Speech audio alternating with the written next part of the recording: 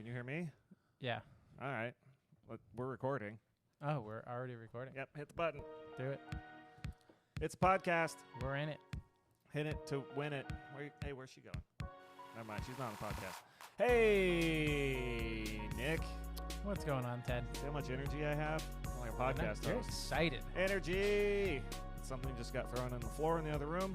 That might have gotten recorded. It's not our problem. Welcome back to the Focused on Nothing podcast there, my guy.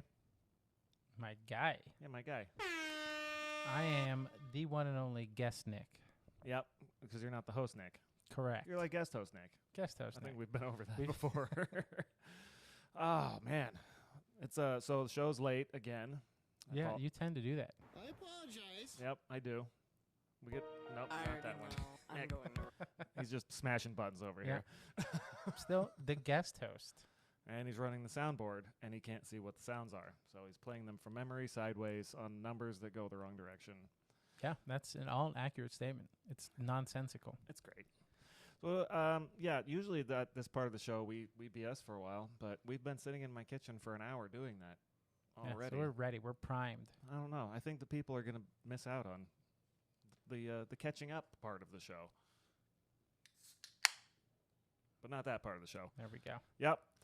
So I guess we jump into it. Yeah, We talked about what are we batting talking cages about? and cars and Nick's favorite hobbies, working on cars. And Oh, yeah. yep, he loves them. We do. What were you telling me? What? What were you telling me about how much you love working on cars?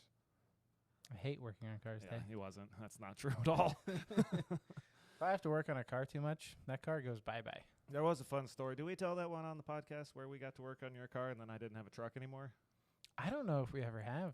I don't know if we ventured into you live in a dangerous part of town. Apparently. Only if Nick comes over and my truck gets left on the street alone and sad.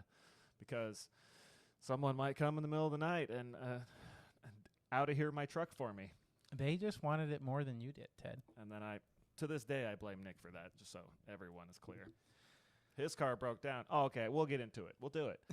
And if we've done it before and you're new here and you haven't heard it, great. Well, yeah. Well, And if you have heard it, my car breaks down. pretend. His car breaks down. That's the standard. I Yes. call my good friend Ted, Yep, who lives about a mile down the road from said incident. who shows up prepared. Mm-hmm. The man was ready with a marine battery, Tools, tools, jumper cables. jumper cables. We put the marine battery on top of my engine and hook it up. We figured out was his alternator was dead. I got there, I jumped it with the battery, it fired up, I disconnected jumper cables, died. I'm like, all right, well, this car drives, but not without this battery sitting on top of it. So yes, I put the battery on top of the engine with the jumper cables connected, closed the hood, and I used that term. Close the hood I is used the that term loosest. very loosely. I drove with my hood up, basically. Lowered the hood. He To could his drive house. about 10 miles an hour before it looked like it was going to flip up and just smash the windshield and ruin everything. Yep. So we drive back to my house successfully. You're welcome. Yeah. I park in the driveway. Parks in the driveway. I park on the street, so we have room to work. Proceed to replace said broken alternator on a Dodge Caliber. Worst. Yes. It was the worst. 2011. The worst. We get it in there. We get it done. It's late. Good night, Nick. You have to go to I work go tomorrow. home. Everything's been saved. It's great. I saved the world. I go to bed. I get up the next day. It's my day off. I'm going to go outside and work on said truck, which was a project that I had been working on for about 5 years to turn a normal Chevy truck into a complete custom show vehicle that was It was pretty gross looking. about 98% finished. It looked bad. Walk outside, look at my driveway, my heart absolutely drops. Oh my, where is my truck? Just falls right out of my body. I go, oh, I'm an idiot. I left it in the street. I look over to the street where my truck used to be, and then the heart that already fell out of my body, I think I stepped on because my truck was not in the street either. There were still some parts of it there, There right? was, I think, approximately 3 shards of glass from the driver's window that I'm guessing is how they gained entry, and my truck was gone. And ne'er to be seen again. So, for the listeners here, this is a lesson in laziness. No! So, if Sorry. You failed to put things where they belong. Oh, too many buttons. Sorry. You I fail. apologize. You fail to put things where they go. Bad things I happen. didn't put my toys away. Yeah. So it's Nick's fault. Nick basically stole my truck that night, and that's what you get for helping people. The best. Remember that. The best part of this story is I was sitting at lunch the next day at work. Yeah, we do work together. We've been And- over that. One of our coworkers goes, "Oh, Ted's truck got stolen. That's sad." I was like, "There's no way. I was there last night. His truck isn't stolen. Hell no. Yes, it was, in fact. Gone." Yeah. And that happened, what, 6 years ago? I haven't. Seven. I It's haven't gotta be stopped 7. hearing about this truck. Well, it was your fault. So the fun part on my side where that story basically concludes, because it was never found. No one looked for it. No one cares. Stolen car. But I call the police. It's 11 in the morning to file a report. They're like, all right, we'll send an officer out. I think by the time the officer got here to take my statement, I was probably on my second glass of whiskey because I was very sad. It's appropriate. I was it was a bummer. Oh, cheers. Cat horn. And that's the story of my truck that I don't have anymore. Yeah, and the lesson of don't be lazy, ladies and gentlemen. And that's why you'll always be guest host, Nick. That's not true. Maybe you'll be hosting Hey, someday. you have a nicer truck now. I have an older You're truck. welcome. I do like this truck. Yeah, you're welcome. It's If you didn't lose the other one, Yep, I never would have bought this one. that's right. Yeah, and then I would have a show truck that's done that I built in my garage by myself. Yeah, and you wouldn't be happy. You'd want a No, new project. I would have hated it. Oh, look at this glory. I built this with my 2 hands. Nope, that would have been It would have been lousy. gone. Okay, you might think that we're talking about trucks. We're not. But if you can read and hit play on this episode, you'll know that it has something to do with Australia. And I don't know what the title's going to be, but it'll be in there. Definitely something Australia. Something about Australia. So in my notes, I actually have season 2, episode something, Aussies. Just something about Australia. It's something about Well, Mary, but Australia. I didn't know what episode it was, and I was too lazy to look, and it's definitely about Australia. Yeah, I mean, we talked about doing this a while ago, so. Yeah, and then some things happened, and life's been chaos, and now here we are. Yeah, here we are. It was actually going to be called Is Australia Trying to Kill You? But the story we landed on, the few stories, it's not as life-threatening, at least for people. What's wrong with your beverage? Try the beverage. I don't want to. Try the beverage. I don't know if I'm going crazy. So for background, it's called Mr. Pineapple. It's made by a local maker of adult beverages. Yeah, And yeah. it's wheat-based and generally tastes, kind of pineapple-y. And I'm afraid to try it. What happened? Tell me what I'm in for here. Just try it. Just tell me if I've lost my mind. That's gross. Oh, did you get these from the place down the street? Yeah. Yep, that one's old. Oh, he's leaving.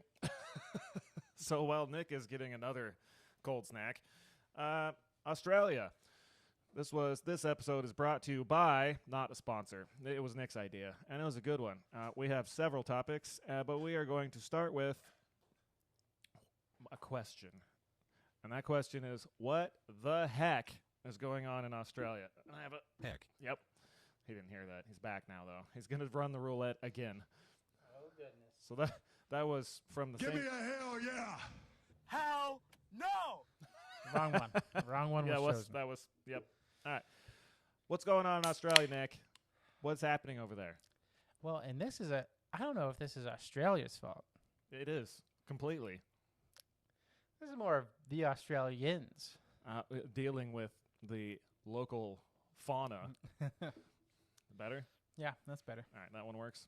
I don't know what happened to the other one. So this was about, Nick said, there's this thing about emus, there's some things with toads, there's rabbits, there's just all kinds of insanity. Yeah, Generally, and this is ignoring all the just normal things in Australia that are trying to kill you. generally crazy things going on in Australia.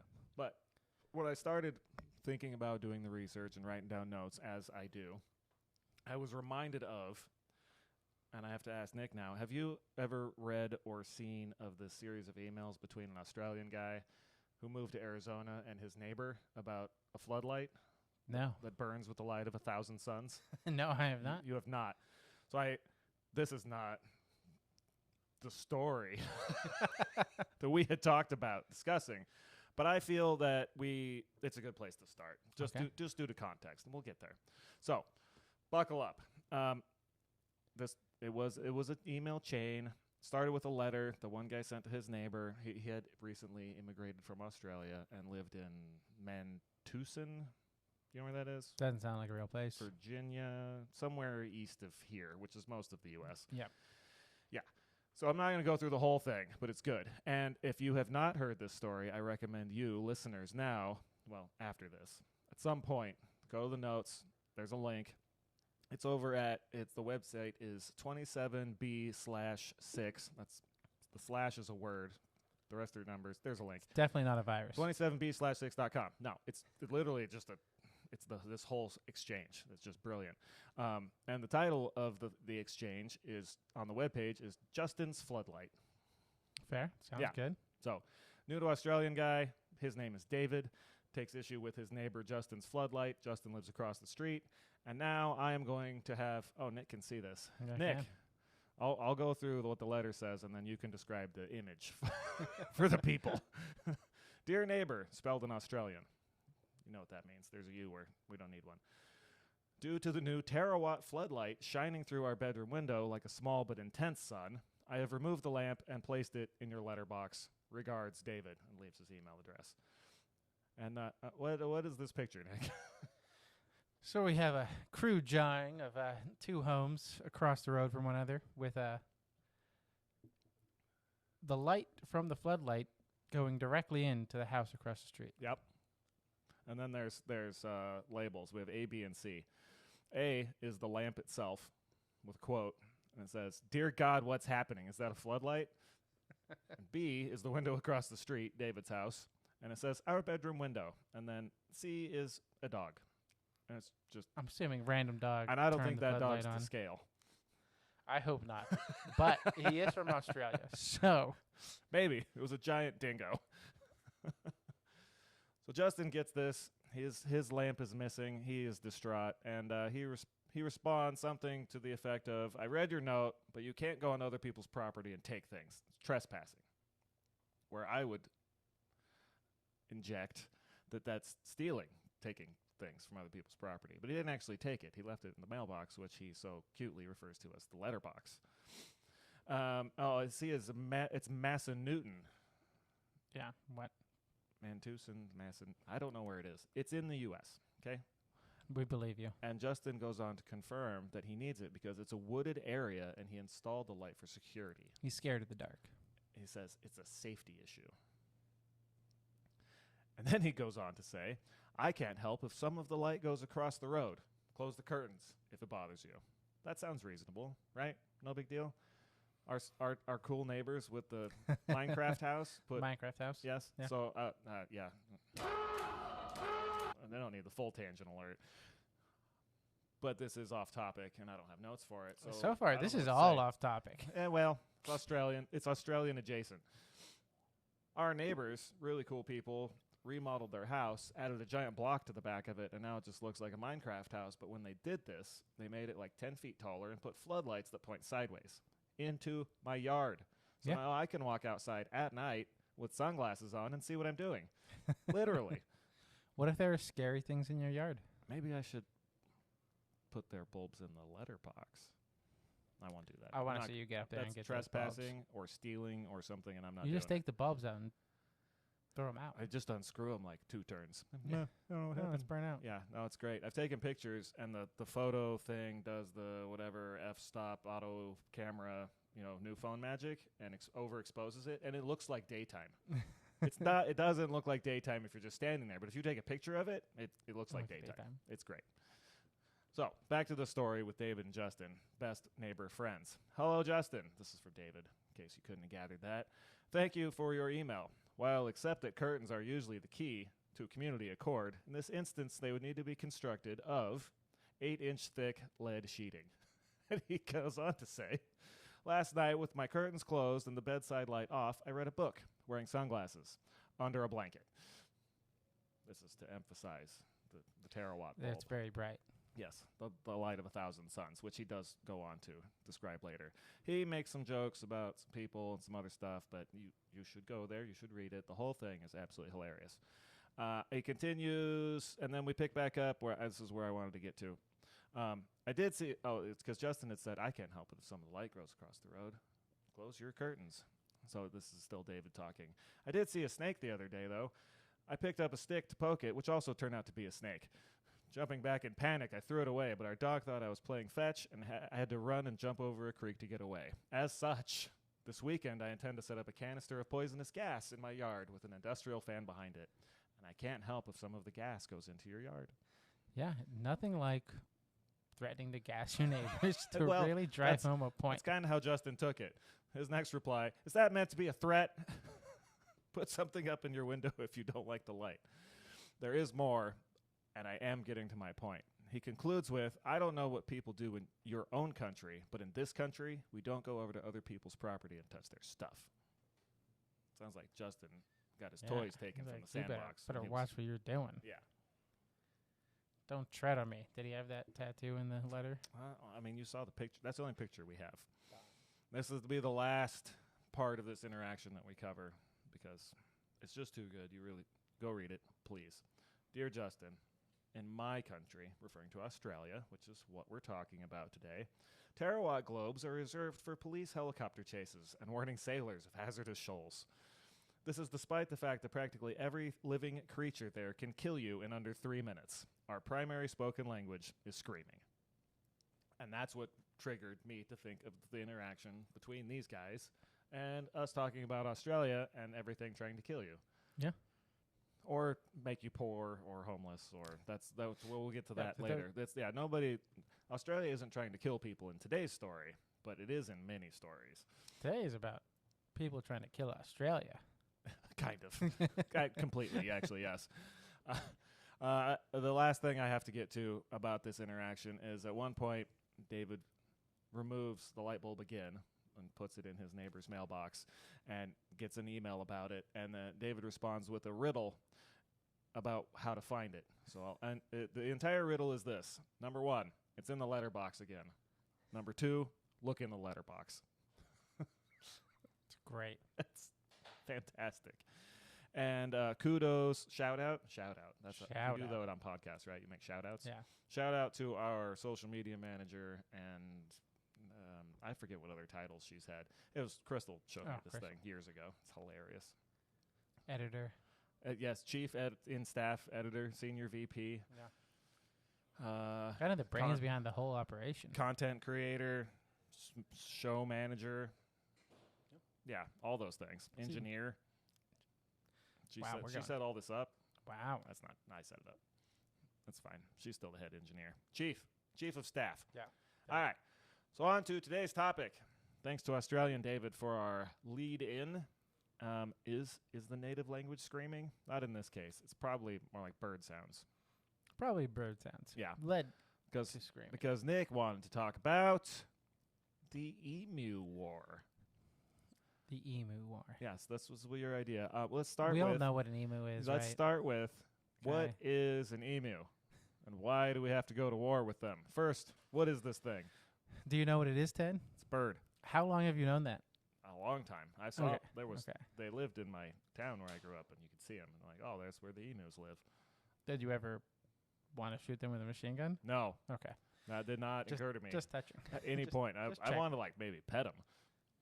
That's also weird. They're big, weird birds. So they can be 6 feet tall, right? Yeah. I'm using my hand. You guys can see that. 6 feet tall, flightless birds, like an ostrich, but different. I think they're smaller. Maybe. How big are ostriches? Yes. They're bird size. Ostrich-like birds. They're just picture an ostrich, but maybe with blacker feathers. Yeah. So the Emu War. Yeah. So why do we have to have wars with emus? They seem like how were they war? They can't war with us. Apparently they can. No, I don't think apparently they can and did. As far as these Australian farmers were concerned. Australian farmers, yes. That is where this came to be. So 1930s. Yes, coming early. coming up on 100 years ago. Long time. Yeah. No internet yet. No, Not even close. no Dave. laser beams. No laser beams. Maybe laser beams. I mean, late 1900s. There's a lot going on. We're not. Okay, I'm sorry. These farmers didn't have laser beams. Yes. Okay. Okay. So legend has it, and I have a background, and then we have phases, and there's a lot to it. But there was an emu problem with crops in the area in Western Australia known as the wheat belt. The wheat belt? Yeah, you got it. So background. You want to give the background? Yeah, we have to give some context here. Yeah, well, we covered what the birds are. Because I had all these notes down, and I realized I didn't explain what the birds were, and then we were talking I didn't know we had to explain what the birds were. We were talking with someone else before the show started. Maybe and the chief editor? they were picturing a gazelle-like animal, and these are not those. These are just giant birds that are native. Yeah, They're native big to birds. Australia? Yes. Yes, they live there. All right, That's what native to means. 1930s. World War I, over. Over for a while. Out you here. No, it ended forever. Oh, it's been over for a while. Oh, the It war had had been been over, over for a yeah. little while, yeah. Okay. The Australian government gave land grants to veterans from the war. Poor, destitute veterans. Yes, so also early 30s, it was the Great Depression.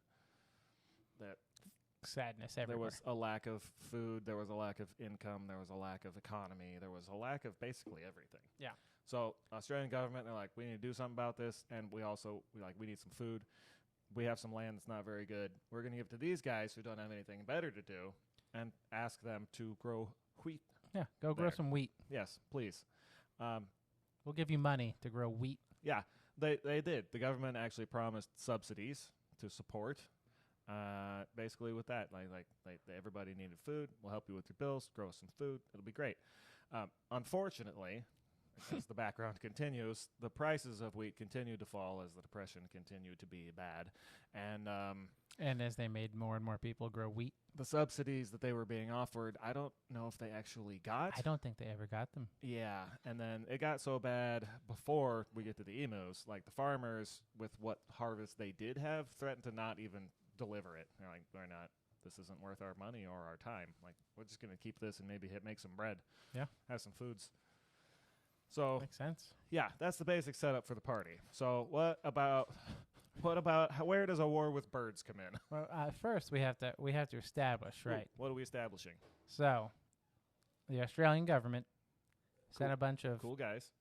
probably PTS-ridden veterans Oh, yeah, no, I was going to get to that. into Western Australia, Uh-huh. and they're like, "Go turn this into farmland." I have a typo. Oh, those guys. Yes. Like that's important. Like, make this land that is crappy This land farmland. is your land. Yeah, It was the Australian desert, yeah, and- basically. But they call it the wheat belt, so maybe. yeah. After they filled it with water and And made it the wheat belt. Move some folks there and said, grain me. Yep. Grain me, baby. All right.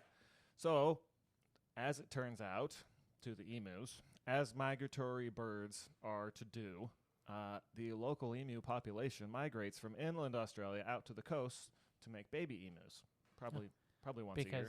Because like most migratory species, They migrate. they migrate to make babies in a place that doesn't have predators because Because the rest of Australia is because trying it to kill them. sucks. Exactly. Like normally when people migrate somewhere to have babies, it's because it sucks. Like birds go to the Arctic to have babies because there's less predators because it Yeah. sucks. Well, there are no permanent human residents there, so that Yeah. sounds safer. But if you then But the turn that emus can't swim or fly. you turn can that they swim? land into not sucking, Can emus swim? I bet they can. Yeah. It's only a matter of time Until they just start swimming? until they come for the rest of us. Huh. Moving on. So, emus migrate, and it turns out around the time these emus migrate is around the time there are fields in this newly developed farmland just growing full of some mediocre wheat, which they in turn eat, And As- just cause a ruckus. as birds do. Birds are hungry. You just found a field, like you just walked into a grocery store. You're like, I don't have to look around in the desert and eat rocks. Like there's there's just a bunch of food here. What are the birds going to do? They're going to stay. Yeah. Imagine you, They're you gonna eat thought you were going someplace crappy for a few months, and you show up and it's paradise. And not only did they eat the wheat, since they don't fly, on their way through the fields, the birds destroyed the fences that the farmers had put up to keep the local wildlife out, which were the rabbits. There's a great story we have, and we're going to have to do more stories Yeah, on we're gonna Australian have to. animals just ruining things. Rabbits are local by this time, Yes. but they didn't used to be. We rewind that a little bit. They weren't, and then now they are, and that's why there were fences. So now the rabbits come in, and they're eating the crops too, digging stuff up. Those are a bunch of a-holes. This Those must have emus, been you know crappy what? fences. You know what? These emus have to go. Yeah, take them out. They're the problem. They are. So all of the frustration of Not- these poor, poor farmers gets directed to this poor flock of emus. Flock. And I'm not going to get to the size yet. I saved that for later on purpose. I'm not one to bury the lead, but trust me. But you're gonna. I'm going to. Because I noticed, full disclosure, farther in my notes that I hadn't mentioned it yet. And then I thought, this would be a good time because it fits. Fair. It makes it intriguing. Okay, Everybody so likes an intriguing podcast. you're some poor farmers. Yep. Your life is terrible. Yep. It's the Your 30s. crops aren't great to You begin wake with. up one day It's and the there's Great some Depression. giant birds destroying everything you've worked for. Yes. So the farmers, being of military background and concern for their crops, wrote their local Minister of Defense and requested support. I said Minister of Defense, as in the Australian military. It said help. And they asked for specific help based on their past experiences. They asked for machine guns. Yeah. Yes, because they're good at shooting things. Like Like I a remember machine? how good these were at killing things. Give me one of those. Yeah, we're not going to get into that. But so, hey, what do you think the minister did? I mean, you know how this goes. I already know What did the minister he did. do? He said, yes, absolutely, obviously. I'll give you one commander and two guys under his command with 3 Lewis guns. And didn't even question it. Oh, I saw 2, maybe 3. Doesn't matter. Machine guns, though. That was the obvious choice. Yeah. Obvious. I mean, to be fair, Machine guns. to be fair to this military guy, if you came to me complaining about giant birds, I would think a couple machine guns and 10,000 rounds should solve the problem. Well, look, if you're not prepared to do the research, Brian, why make the statement in the first place? Yeah, no research. No, not a good choice. But this is what we did. So he approved it. He said, yes, machine guns, we're going to help these farmers. And he approved it with conditions. And the conditions were the guns had to be used by military personnel, not retired ones, because they obviously would not be competent. And troop transport, just good, was financed by the Western Australian government. But the farmers had to provide food, accommodation, that's a place to sleep, and payment for the ammunition. So they had to pay the guy, they had to feed the guys, they had to house the guys, and they had to buy all the ammo that they were going to use to get rid of these emus that were destroying their crops that were probably not very good to begin with. Caught up? yeah, I think we're there. All right. The minister also allegedly supported the deployment on the grounds that the birds would make good target practice. Fair. Machine guns. Yeah. Birds. They don't fly, so I'm better than most birds because surely wasn't a populated area, but you don't want those bullets going up in the air. That gets real dangerous. So you would think these birds are toast. This is the end. No, would you? Obviously, She- they thought. How many times in your, 34 years, have you heard of people shooting birds with machine guns? How many times? You've been hunting. Have you shot I've birds? been hunting. Yes. Did it ever occur to you, I need a machine gun for this? No. No. Not once. No, not a that's single not time. that's not the weapon for that. No. But that's what they asked Typically for. not. That's what they got. And here comes the war. You ready? Yeah, we're ready. The war effort, the war machine, if you will, was led by a fellow who I must name. His name was Major Gwynedd Purvis Wynne Aubrey Meredith. So I mean, right there, it should have been enough to be like, this is not going to go well. Guy has 5 names. Yeah. That's This is some hats off. Dumbledore stuff Hats going off on here. to Major Meredith. That's an impressive name. He was from the Royal Australian Artillery's 7th Heavy Artillery. Once again, how does that give him any sort of like? Machine gun Who guy. are we gonna send to take care of these birds? You know what machine guns are? Like cannon, All right, dude. You're a major. Take these 2 guys with you. Send him 2 dudes, and a major that went out. It was Sergeant S. McMurray and Gunner J. O'Halloran. I think they just said these 3 people are the most annoying people on base. Get them out of here. Or Major Meredith caught wind of it and he was like, "Hey boys, you want to go on vacation, shoot some birds? Want to go have some fun out in the desert?" I'm trying to get a work trip is not a bad idea. Is all I'm saying. Yeah. I mean, And there were no people there trying to attack them, which is what they had been used to that point, probably. fair. So, bird hunting. Bird hunting. Sounds like a good idea. How'd it go? Bad. It went bad. My notes say they brought 2 Lewis guns. It doesn't matter because It there's might only be 3 2. of them. You could call it 3. That's fine. These are machine guns. And they brought 10,000 rounds of ammunition. And Nick is going to describe pictures again. I have a picture of a Lewis gun. What do you know about this weapon? Can you describe it for the people? It's garbage, but it's one of the. Kind of looks like that. it, I think it was It a was- British weapon. yeah, it's one of the top fed cylinder guns. Mm-hmm. It definitely Really? has a round magazine on the top of it. Yeah. Looks like a gravity flying feed saucer. thing that would spin around in circles. And then I'm guessing, I don't know if it's got multiple barrels inside this barrel and they end and then there's just a big barrel, but it looks like a cannon on the It the does business look end. like a can. I think that's just so you don't get burned. Maybe. And that would probably not help with accuracy, however. No. If the barrel is, say, 3 inches around and the rounds coming out of it are, say, close to about 1/4 of an inch around, accuracy is going to suffer. But we will get there. Yep. That's the thing. They can't see it. They can't. Nope, see, they they can't. see my notes, but you can. I can. Yes, It's special great privileges. notes. I'm so happy that you put the picture in. Okay, so we have. It looks unwieldable. It does. Oh, that I actually wrote something down about that. So I saw a picture. There was a guy carrying this thing. So apparently you can carry it, but it looks like it probably weighs, honestly, 10 pounds. It looks like it probably weighs 20 pounds. Yeah, probably 20. And it looks, as I don't have a scale, like it's about 4 feet long. It's got a bipod on the front. That's the thing you put on the ground because it's too heavy to hold up yourself. And then you lay on the ground behind it and just pat, pat, pat, pat, Yeah. pat, pat. It's like the predecessor of the MG42. I don't know what that is. Oh goodness. Ted. Okay, so we're set. Moving on.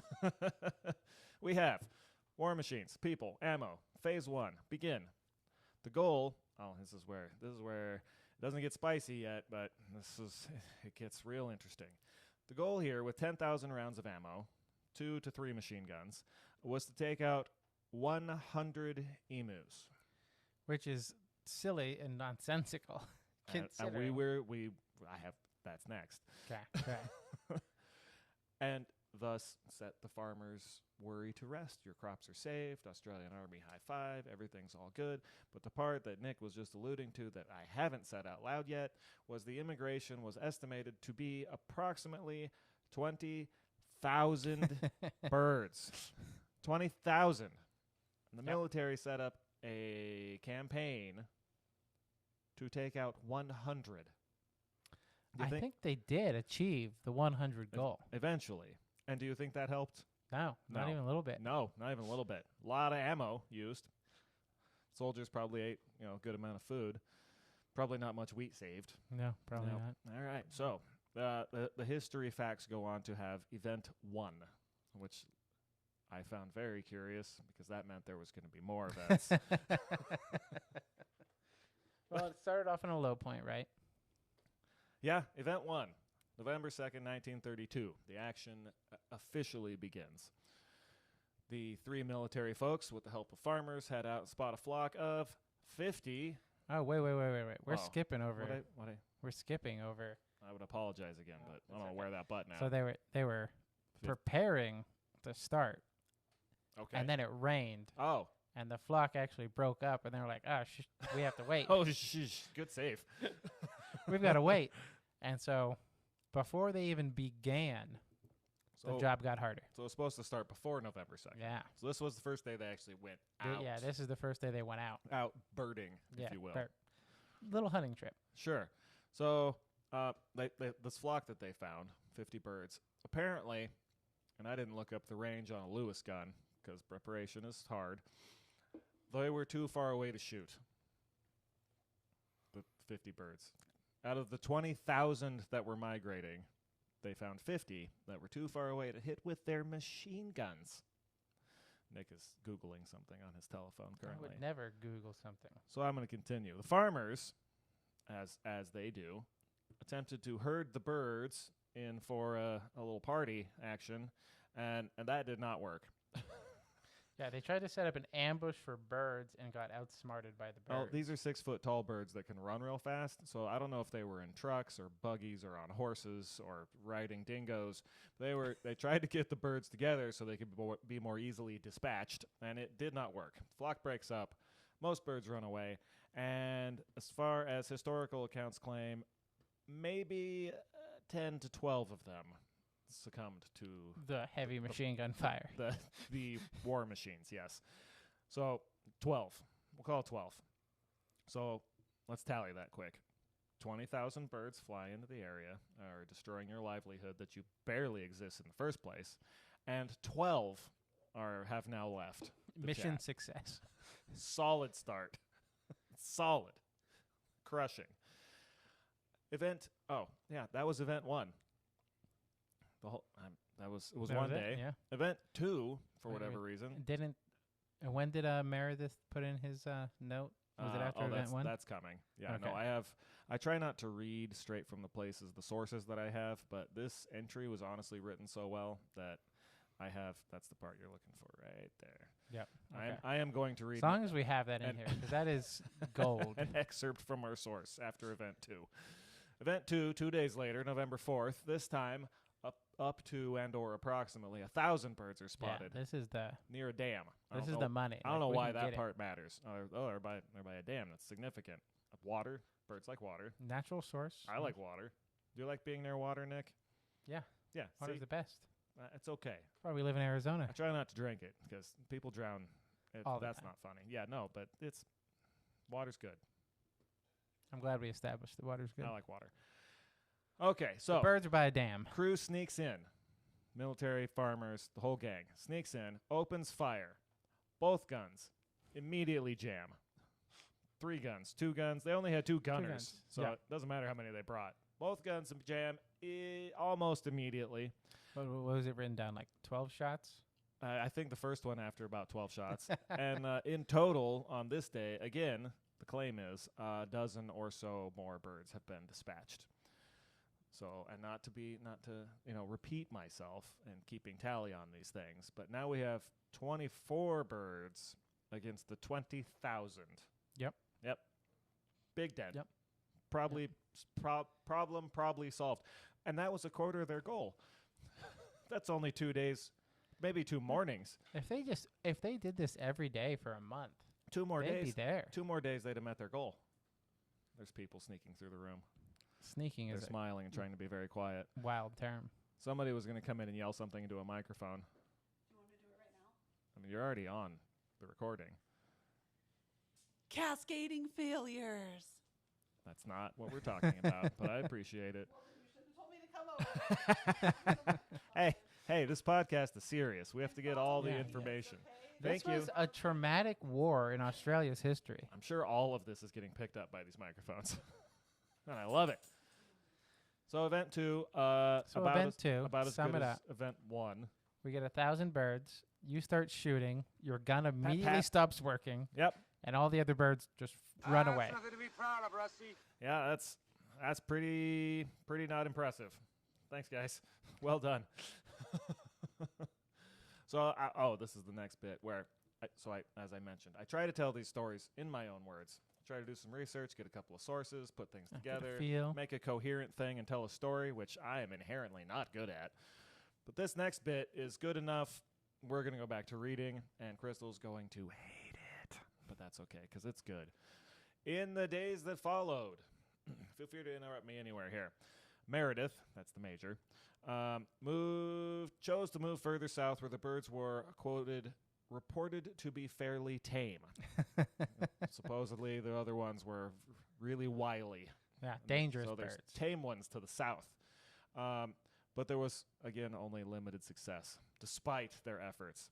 By the fourth day of the campaign, Army observers noted that, quote, each pack seems to have its own leader now. A big, black-plumed bird which stands fully 6 feet high and keeps watch while his mates carry out their work of destruction and warns them of our approach. I don't know who said that. It's great. But it was brilliant. That is gold. This is where I think the emus got in their heads. They mounted a coup. Yeah. They're like, nah, this is our place now. We're gonna farm these fields. You guys beat it. And then the story continues. At one stage, at one point, yeah, sure. Meredith even went so far as to mount one of the guns on a truck, a move that proved to be ineffective as the truck was unable to gain on the birds. And the ride was so rough, the gunner was unable to fire any shots. Any. Probably for just fear of imagine shooting whoever's driving. Some crappy truck in the 30s trying to drive through the 30s. open field. Ford was making Model A's in the 30s. 4-cylinder engines with like 7 horsepower. That he must have been being thrown all over the place in the back of that truck. Because they weren't on roads. Yeah, they're in the outback. Just traipsing through the desert. Rocks. Chasing emus going 40 miles an hour. There's no way it was going 40 miles an hour. No, the truck wasn't. No. The birds were. Oh, the birds, yes. Yeah, they couldn't gain on them, right? Because that truck on a road would go like 20, 30, all day. But that was like cruising speed back then. These birds are out of here. Oh, what happened? We out of here! How was the birds? The birds were probably loving it. So we had Event 1 on November 2nd, Event 2 on November 4th, and then there was the machine gun-mounted truck. And we are a whole 6 days into this thing on November 8th. And it was estimated that 2,500 rounds had been fired from the apparently regularly jamming guns. And the number of birds killed, uncertain. One account estimates it was 50, so that's half the goal. Yeah. It's not bad for 6 days. You almost did it. For military endeavors, that's pretty successful. Just saying. Even the high end here, which I know you're going to get into. It's next. Even the high end, 200 it's kind of sad. to 500. Optimistic goals. Some of the farmers claimed that it was 200 to 500, but other people who have looked into this apparently seem to think that that's far exaggerated. Yeah. Probably. Considering what we have just discussed, I can't imagine. This is like a planes, trains, and automobiles style of endeavor here. Yes. So failure, machine gun on the truck failure, and then, nope. Oh, God, I lost my notes. That's where the military gave up, right? They almost gave up, but Meredith had to provide a report after this, because as one does, it's a debriefing, I would imagine. Yeah, the best. And included in his official report, he noted that his men had suffered no casualties except for their dignity. There was nobody was shooting at them. How would they have suffered any casualties? Those emus were crafty. Fall out of the truck? Are you boxing the emus now? There was probably a chance they'd fall out of the truck. I mean, each group did have a leader. They're big birds. Circle the truck and then just all caca. Yeah, is like that. Is that the noise emus make? That's an emu attack. Good job! It's perfect. Nick hit that one. Just celebrating his own genius. That's right. That was good. I like that. Okay, are we done with the military events? No. Yes. Yes. Because the follow-up is the best part. Yeah. So, no. We're not done yet. Oh. So there was phase 1, phase 2, and then after phase 2, the whole thing was like a week long, and then on November 8th, due to its grand failures, they stopped. But since they are Australian and they are go-getters, they go tried it again. One more time. 5 days later. It wasn't even like a break. Like, you know what? Hey, we're not doing anything. Let's go get some emus. So November 13th, probably, they went again. And over 2 days, they dispatched an additional 40 emus. So according to the official reports, that's like 50 plus 40. We're almost at the goal. That's not going to help anybody. That's 90 less emus. Yeah, but even if, as we mentioned, if the number was 200 from the previous claim, that's 1%. Yeah. 1%. I can only imagine that if you start shooting on multiple flocks, they probably disperse more and probably do more damage, too, to the surrounding area. Just running and smashing Yeah. all the wheat and running through the fences and maybe. I can only imagine that it just made matters worse. Maybe a poison gas canister was the solution.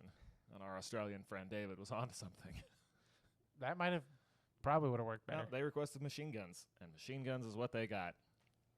Crappy machine guns. Yeah, so phase whatever we're on keeps going, and apparently by December, which was a couple weeks later, they claim to have been releasing, if you will, 100 emus a week.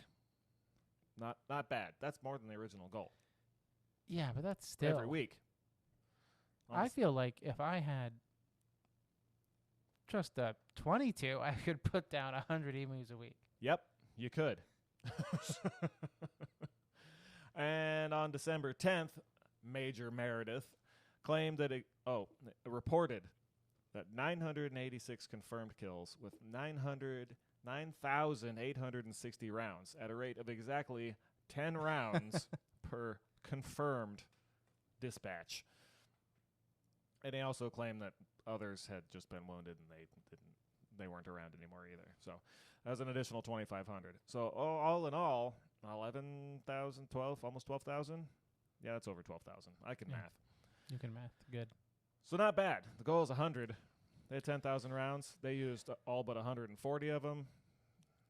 If 12,000, 8,000 left, that's over half. Maybe some fields but lived. was that what the flock even was to begin with? I don't know. Could have been Because 50,000. When we get to the bounty And thing. to be fair, this was in the news, and there was public outcry, and people didn't like the extermination of local fauna. And fair, I agree with that. I didn't write this story. I'm just sharing it. Okay. Oh, I you don't didn't support make the decision to launch a euthanasia war of against. natural wildlife in favor of farms that sucked anyway, or really at all. But that was a real bad reason. We're just telling the story. Yeah, okay? we're just reliving history. Don't hate Nick. Hey, yeah, host Nick doesn't deserve any of the flack. Oh, now he calls himself Host Nick. No, oh no. Oh, you're talking about guest Nick? Yeah, you. I just want the people to know what Australia's up we're to. just here to share. So 10 rounds per kill, 2,500 more. Yeah, blah blah blah. Historian Greg Beyer wrote, "This figure, however, is highly disputed and is likely to be very inflated." Yeah, I would have. Can What? you imagine? What? You go out to kill some emus and you kill like I mean, in a 70, and you're week. like, I think it was 7,000 In actually. the first week, they got like 25. Yeah, and they probably did that every week. Well, and they were claiming up to 100 a week, and then somehow magically it was 12,000. Oh, by the way, we wounded a bunch, and they're probably They just dead. left. We yelled at them real loud, and they just left. It was great. They were like, We out of and here! that was that. No. So, in short, we're almost to the end here. Whew, that was I faster. know. That was faster Good than thing I we thought. have. We think, I think maybe, I don't know, around 1,000 birds were removed as a part of this brilliant military That's probably campaign. a fair number. Yeah, still that's 5% of You don't even. the estimated 20,000 that were showing up, right? 1,000, Yeah. 20, N- 1 in 25. Yeah, 5%. I feel like the 20,000 is nonsense because of Because of the next bit. the last sentence of your notes, which is in a much larger font. yeah, because it's really what they should have just did from the beginning. Yeah, so the farmers asked for help from the military. They came out, they did that thing. And then, wouldn't you know it, it was a problem again later. There were several other Like years that were officially documented as the farmers requesting help from the military to get rid of the bird problem so they could grow wheat in peace. And the military did the right thing all of the subsequent times, and they said no. Hell no! That's what they said. What they did instead was what they had done before they did this brilliant military campaign, which was offer, I forgot the word. A bounty? Bounty? Sure. Yeah. Payment, basically. You bring us... You bring us a dead emu, we give you I was money. gonna say, yeah. Yes. A dispatched fowl, if you will. And they give you money or sand or whatever you get paid in Australia. I don't, some wheat. I don't know. But the result from that, what was the result from that, Nick? 57,000 bounties. Over Just in a 6-month period of 1 year. in 1930, 57,000. Now that does also get back to the I don't endorse exterminating. this was terrible an on all entire, accounts. Yeah, no, that was horrible. Build But better fences. actually, there are more notes out there that I didn't write down that say that did lead to learning how to build better fences that kept the animals out of the farms and kind of made it not A problem? a problem because they can't fly. So if they can't get through the fence, they can't get to the food. Just build a better fence. Yeah. Uh-huh. But instead, what if What? we sent 2 machine guns, 10,000 3 rounds dudes? and 3 guys who may or may not be on the sauce. So No, we're I'm not we're gonna way accuse them ahead of that. schedule here. Are we? How long has it been? I don't. You're the timekeeper. Yes, except my time's measured in bars. You don't know how many bars we're at? How many bars we at? 1,542. That means nothing to me. Same. And I keep setting this up. Let's You see. had many more animal stories. You want to intro one? Yeah. for next we time? should intro one. We for should, next time. because there's going to be a next time. We're on like season 11 of Season 2. episode 11 of season 2. And the goal was 10 episodes a season, and it's getting hot around here, so I don't know how much more we're going to record. But also makes sense to stay inside to record Yeah, more. I was gonna say that doesn't. But some methodology. time here. off and some vacations and, life being as crazy it is all the time. I don't know when this season ends, but I think we need another one of these. Yeah, probably. Yeah. Because we definitely have You At wanted to least talk 2 more. about poison toads, cane toads, rabbits, wabbits. the flying spiders. You want to cover those? Yeah, we can get into flying spiders. We can get into. None of these are promises, people. Don't. this is- I've made promises before. We still don't have a store. We don't have a webpage. There is a world worth of Australian animal chaos. topics. Absolute chaos. I think my favorite, Australian story. Is the letterbox? No, Oh. a dude in Oh, yeah. Australia had the cops called on him because his neighbor thought he was being physical with someone in the house because they heard In a high negative pitch. way? Yes. Okay. They heard high-pitched screaming from the house and the Okay. man yelling, "I'm going to kill you." Mm. And so the police show Was up. it a parrot? No. That would have been The great. police show up, and it was because Parakeet. he seen a huntsman spider and was screaming like a girl. Are those the ones that fly? No. Oh. Screaming like a girl and then yelling he was going to kill it. And Well, the I mean- neighbors had no idea what was happening. Good on the police for showing up. Did they dispatch the spider promptly? I hope so. Oh. They probably fired 50 to 100 rounds Maybe to get 1,000. that one spider. Get the SWAT team. Get the flamethrowers.